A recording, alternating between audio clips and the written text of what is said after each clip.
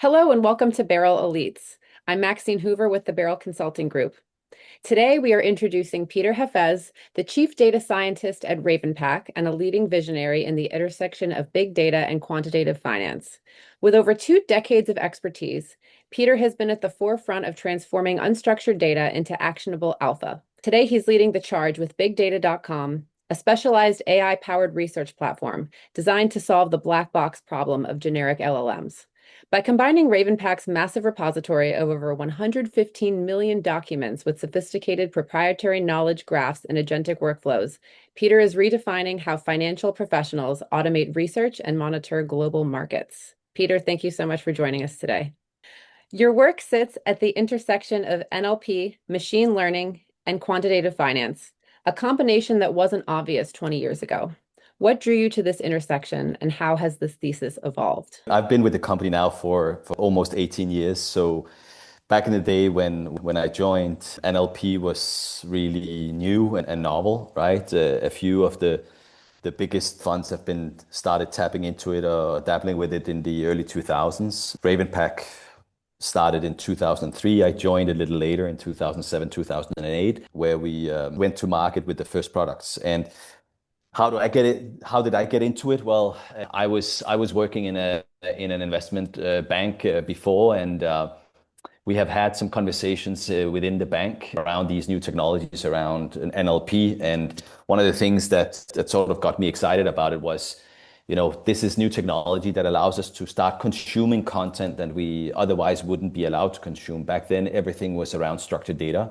So being able to tap into these new content sources that would be powered by natural language processing was very exciting. And I got an opportunity. I got to speak to Armando, one of the founders of RavenPack, and I decided to jump in to this space. I wanted to build my career in that space because I really believe that would be the future of finance. And little did I know, you almost became part of two revolutions in finance. The original revolution in making new content available to the quant community.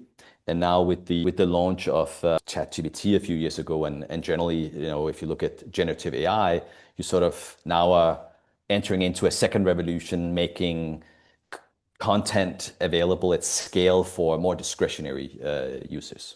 Great. RavenPack was building new analytics for financial markets long before AI in finance became a category. What are the hardest won lessons from those earlier years that still shape how you and the team build today?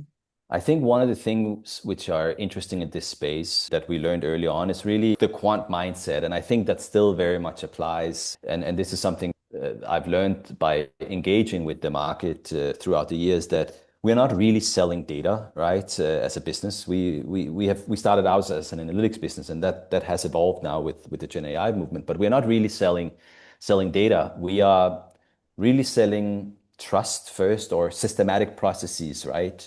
That where the outcome is data.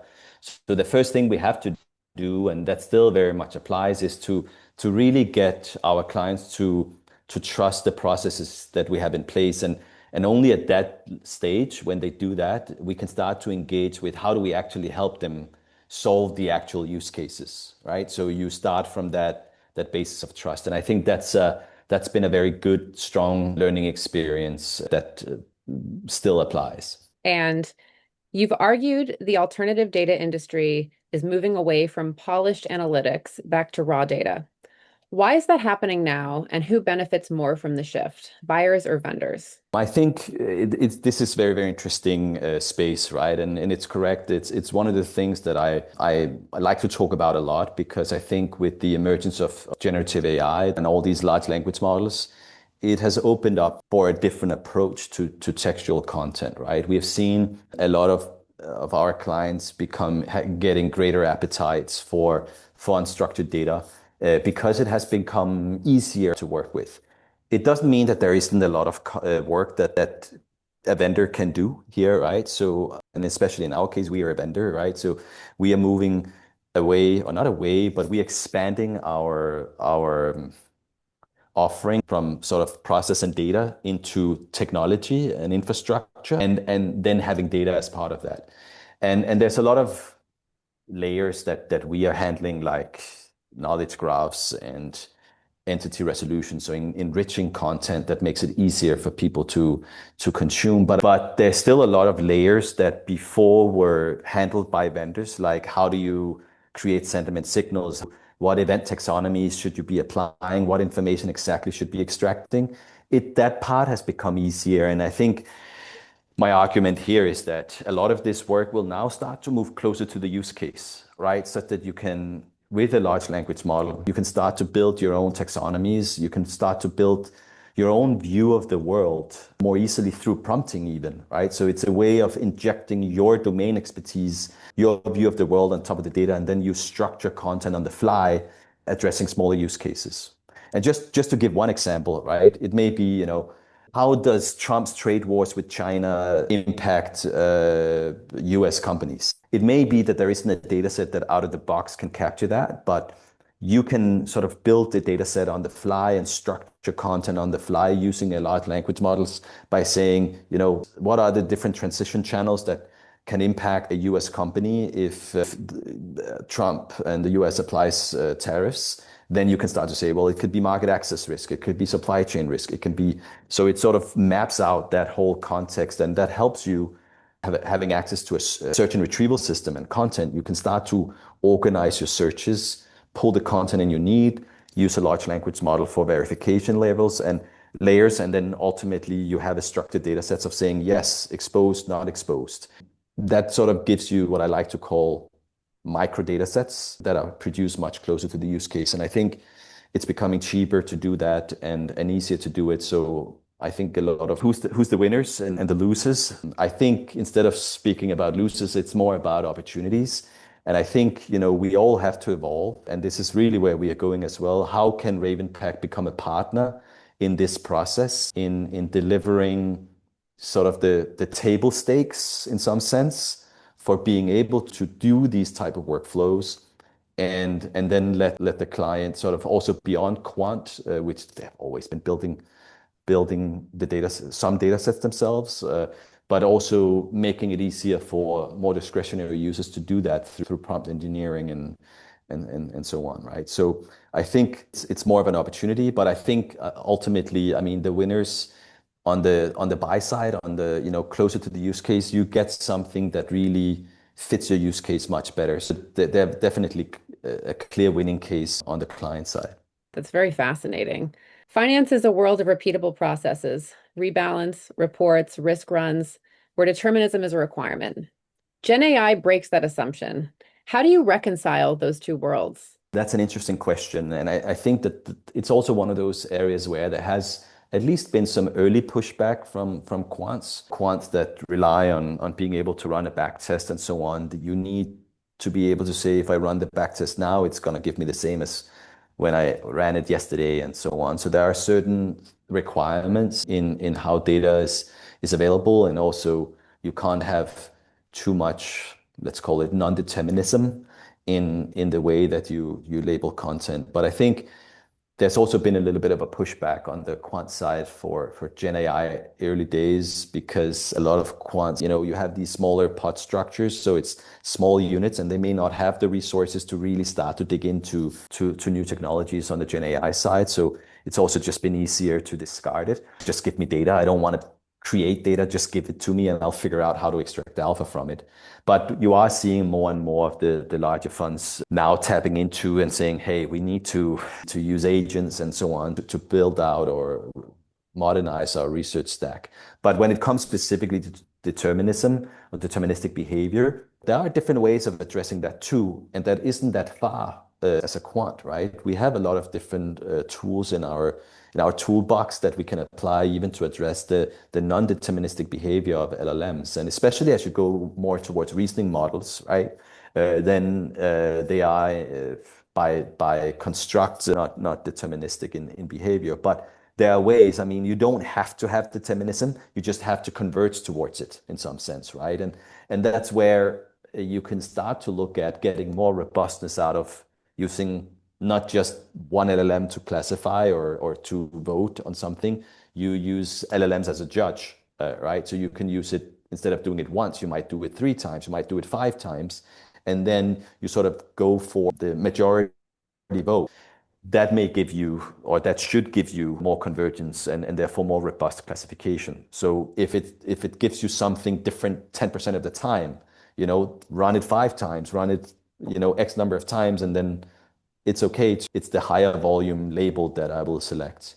And the same goes for, we have done a lot of work around building out mind maps. As I sort of described it a little bit in the tariff use case, where we would try to do concept expansion with a mind map and look at all of these transition channels. And we would use large language models for that.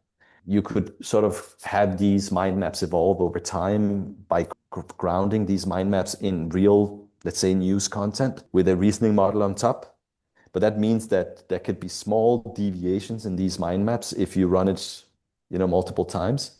But then, yes, run it multiple times, right? Run it 50 times and consolidate the mind map into a super mind map that converge. And as part of our research, it was clear to see that you did get convergence when you start running these mind maps multiple times. So, I mean, we are used to this thing. Like we have done ensemble techniques, we have done Monte Carlo and, all these sort of things, and then average things out, and then you get to some answer from these types of techniques. So they can also be applied in the new space of generative AI. Wow. Thank you so much, Peter. So 5 years from now, where is the real moat in financial AI? Data, models, distribution, or something else? And how is bigdata.com positioning for it? It's an interesting question, and it's something that, of course, occupies many people's minds, and it's an area where there's a lot of discussion. I think in investing, and especially looking at quant, there's always been some element of edge somewhere, whether that is either in speed, it's in technology, it's in data, it's in the intelligence layer that you apply. And I think a lot of the advantages or sort of the edge also 5 years from now will come in sort of similar buckets, but there will be some commoditization happening in these different layers, right?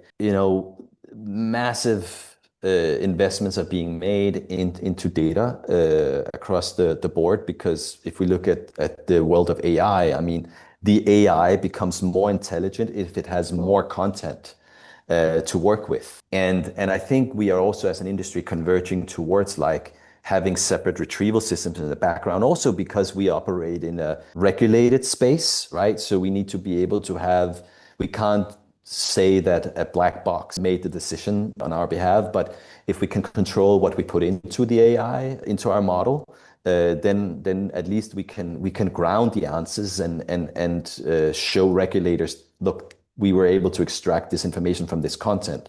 So I think data, having good quality data, will continue to be an important part and where edge will come from. And also because you'll see that there will be more and more content that will be produced by AI, right? Content production is becoming cheap. So there will be a lot of the information available that will be generated by AI. And therefore, it also potentially increases the level of noise available. So having access to premium content and controlled content, I think is an important part. And almost saying, knowing what is true, what is the truth, may become harder to get to. And I think that there will be alpha in building systems or being able to control the information flow such that you are fed by the so-called truth. And then when it comes to modeling, of course, right now it's about who moves fast, who gets to learn how to build out these intelligence layers using LLMs, Gen AI, and so on. I mean, that there will be a period of time where there will be significant edge in being there and investing in that space. But if you look at the pure modeling layer, I think these large language models, there will be convergence. They will become commoditized. I mean, I know that's a big claim. And right now, I mean, we are starting to see that the new models coming out are not as revolutionary as they were earlier in the cycle. But of course, there are strengths and weaknesses when you get to the edges. The edge will also move to the edge of the models in some sense. That how do you handle not sort of the big use cases, but how do you handle the use cases at the edges? And that's where small language models again will become a thing. Not that they're not a thing today. I sort of went out quite strongly about saying 2024 was the year of small language models, but I think it was a little bit too early a call, in the sense that the large language models were moving so quickly that they would outpace any work you can do with the small language model. And you sort of had to upgrade because now you would be beaten by a large language model again. So, but as you start to see convergence and saying the large language model space doesn't move as quickly anymore, then it may be beneficial to start working a little bit more on the edges and try to bring down cost by working with a smaller model that has been fine-tuned for a special use case, and perhaps also being able to move faster and so on, especially when you can say the sponsored use of LLMs start to disappear and some of these big providers need to have a stronger commercial model in place, then working with smaller models may also be a solution for firms. So